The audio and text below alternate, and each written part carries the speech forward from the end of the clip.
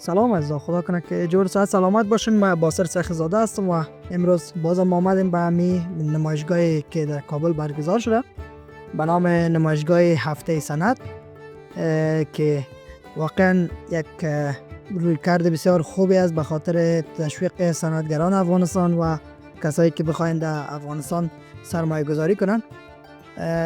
میبینیم که امروز روز جمعه هم است، مردم آمدن اینجا، خیلی عزیزای ما آمدن از کابل و ولایت های مختلف و خوشبختانه که این نمایشگاه برای مرد و زن باز است و همگی میتونن در این نمایشگاه اشتراک کنن. پس ما هم کوشش میکنم که براتون ویدیو بگیرم از جای بسیار خوب نمایشگاه.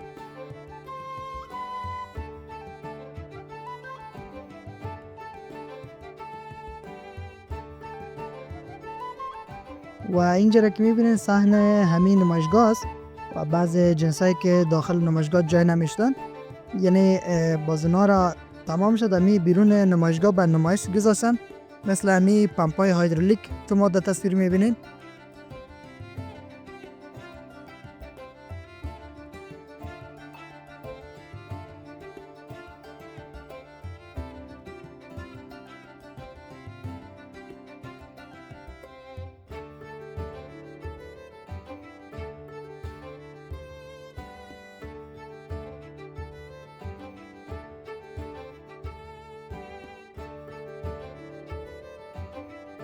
پس ما کوشش میکنیم میریم به طرف داخل تا اجناسی که در داخل است اونا رو به نمایش بکشیم.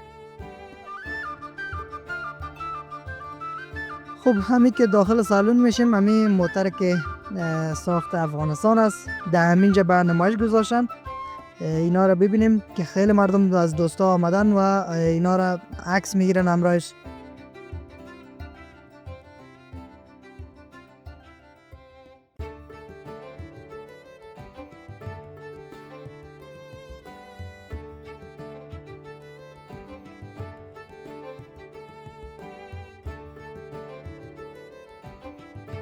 خب ازا این نمایشگاه قسم است که هر فرد افغانستان که تانسته در اینجا سهم خود گرفته، مثل همی دوست ما که نقاشی میکنن اینجا و خیلی یک نقاشی بسیار خوب انجام دادن و چهار اطراف همینجا که ببینید تمامش نقاشی هایی است که با دست انجام شده و بسیار زیبا طراحی شدن اینا.